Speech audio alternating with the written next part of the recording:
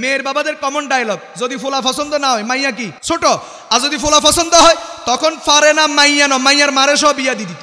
যদি শুনে ফোলা কোম্পানি চাকরি করে, না মেয়ে ছোট। যদি শুনে ফোলা সরকারি চাকরি করে তো মাইয়ার মাও বিয়া বইতে রাজি আছে। যদি শুনে ফোলা কাতার থাকে, না মেয়ে ছোট। যদি শুনে ফোলা সৌদি আরব থাকে, না মেয়ে ছোট। যদি শুনে ফোলা আমেরিকা থাকে, সিটিজেনশিপ পাইয়া গেছে, তো পারে না মাইয়ার মা আর দাদি সব বিয়া বইতো। আমাদের দেশের ছেলেরা চাকরি ছাড়া, ইনকাম ছাড়া বিয়ে করবে, এটা তো প্রশ্নই আসে না। মা বাবাও কি এটা ভাবতেই পারে না। তো চাকরি যদি করে তখনও তারা বিয়ে করাইতে, বিয়ে দিতে গড়িমসি করে। কি বলে, তো চাকরি করস ঠিক, বেতন কত, বেতন কত? এই বেতনে কি তুই খাইবি না বউ খাওয়াইবি? এখানে দুইটা বিষয় বুঝার আছে। এক নম্বর বিষয়, রিজিকের মালিক আল্লাহ না, রিজিকের মালিক এই ফোলাটা। ও যে বিয়ে করবে, বিবির রিজিকের মালিক কে? এখন মা বাবার এই কথার অর্থ কি, যে তোর বিবির রিজিকের মালিক আল্লাহ না, তোর বিবির রিজিকের মালিক তুই, অতএব তুই এই বেতনে কেমনে খাওয়াইবি, বেতন আরো লাগবে। দুই নাম্বার, বউ তো মানুষের জাত না। বউ কিসের জাত না? কেন? বউ হলো একটা হাতি, এই বেতনে কি হাতি পোষা যায়? বউ হলো একটা জলস্থি, এই বেতন দিয়ে কি জলস্থি পালা যায়? বউ তো হলো একটা তিমি, প্রশান্ত মহাসাগরের তিমি। এক একটা তিমি দিন 3 টন খায়, তো এই বেতন দিয়ে তুমি 3 টন কেমনে যোগাইবে? অতএব এই বেতনে বউ চলবে না, কারণ বউ তো মানুষের সন্তান না, মানুষের বাচ্চা না।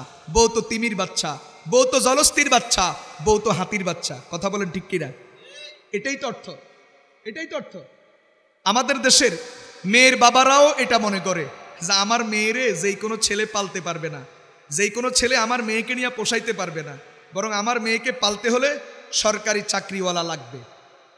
যদিও বেতন কম, সরকারি চাকরি বেতন 10,000, কোম্পানির চাকরি 50,000 বেতন হলেও মেয়ে বিয়ে দিতে চায় না। সরকারি চাকরি বেতন 10,000 হলেও মেয়ে বিয়ে দিতে আগ্রহী। কেন? বেতন যদিও 10,000, চুরি ডাকাতি করি দৈনিক কামাইব 10 লাখ।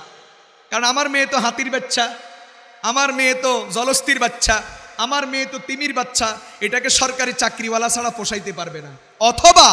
অথবা ছেলেটা বিদেশ থাকে, কোন দেশে? কাতার। বাদ দেন, আমার মেয়ে এখনো ছোট। আমাদের দেশের মেয়ের বাবাদের কমন ডায়লগ, যদি ফোলা পছন্দ না হয় মাইয়া কি ছোট, আর যদি ফোলা পছন্দ হয় তখন পারে না মাইয়া ন মাইয়ার মারে সব বিয়া দি দিত। কথা কয় না? যদি শুনে ফোলা কোম্পানি চাকরি করে, না মেয়ে ছোট। যদি শুনে ফোলা সরকারি চাকরি করে তো মাইয়ার মাও বিয়া বইতে রাজি আছে। যদি শুনে ফোলা কাতার থাকে, না মেয়ে ছোট। যদি শুনে ফোলা সৌদি আরব থাকে, না মেয়ে ছোট।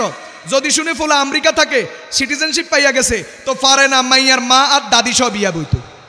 কথা কয় না? অথচ এই আমেরিকার বহু ছেলে আমরা জানি যারা বাংলাদেশে নিজেরা মুসলমান বলে পরিচয় দেয়, কিন্তু আমেরিকাতে ডলার কামানোর জন্য, সুযোগ সুবিধা পাওয়ার জন্য, নাগরিকত্ব পাওয়ার জন্য সেখানে নিজেকে খ্রিস্টান পরিচয় দেয়। আমার কাছে 2-4টা প্রমাণ আছে, আমি এই জন্য বলতেছি। এদেশের বহু ছেলে আমেরিকা গিয়া খ্রিস্টান হয়ে যায়, কিন্তু দেশে বলে মুসলমান, আসলে মসজিদে 10,000 টাকা চাঁদা দেয়, সবাই খুশি, মাশাআল্লাহ আমেরিকা প্রবাসী অমুক মিয়া ছেলে অমুক মিয়া, 10,000 টাকা, নারায়ে তাকবীর, জুমার পরে স্পেশাল দোয়া। কিন্তু এই ফোলা ওখানে যায় খ্রিস্টান, ওই ফোলার কাছে মেয়ে বিয়ে দেয়। শান্তি আসেনি? শান্তি আসেনি? বাস, মেয়ে সেখানে গিয়া নাইট ক্লাবে সময় কাটায়, ছেলে সেখানে হোটেলে সময় কাটায়, নাইট ক্লাবে সময় কাটায়, ওই যে খ্রিস্টান ইয়াহুদি লাল চামড়ার মেয়েদের পিছনে পিছনে দৌড়ায়। আর তোমার নিচে কেন? বিয়ে শাদীর একটা সামাজিক স্বীকৃতি দরকার, ওখানে তো আর কাজের মেয়ে পাওয়া যায় না, বাসায় রান্না বান্নার লোক দরকার।